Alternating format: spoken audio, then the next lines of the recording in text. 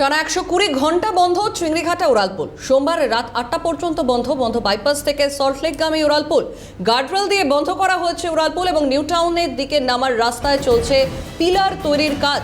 কলকাতা পুলিশের তত্ত্বাবধানে বিকল্প রাস্তা ব্যবহার। মেট্রোর কাজ চলছে, যার জেরে বেশ কয়েকদিন আগে চিংড়িঘাটার মূল রাস্তা ডাইভার্ট করে দেওয়া হয়েছিল, কিছুটা অংশ বন্ধ করে দেওয়া হয়েছিল। এবার 120 ঘন্টা বন্ধ রাখা হচ্ছে চিংড়িঘাটা ওড়ালপুল।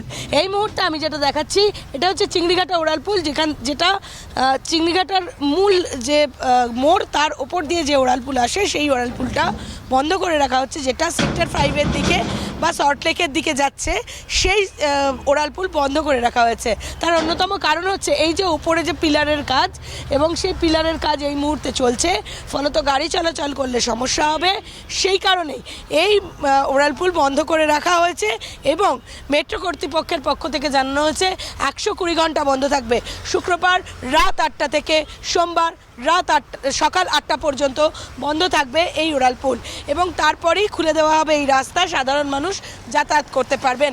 যদিও পূর্বতন সরকারের আমলে প্রায় 2 বছর অপেক্ষা করতে হয়েছিল মেট্রো কর্তৃপক্ষকে, নব্য সরকার মাত্র 8 দিনের মাথায় নির্দেশ দিয়েছিলেন এই কাজ করানোর জন্য এবং তারপরেই কাজ শুরু হয়।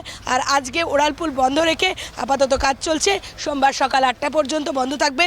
প্রয়োজন পড়লে যদি কাজ শেষ হয়ে যায় সোমবার সময়ের আগেই খুলে দিতে পারে মেট্রো কর্তৃপক্ষ, এমনটাও আভাস দিয়েছেন। ক্যামেরায় গোপাল সেনের সাথে অভিরূপা হাজরা, ক্যালকাটা নিউজ।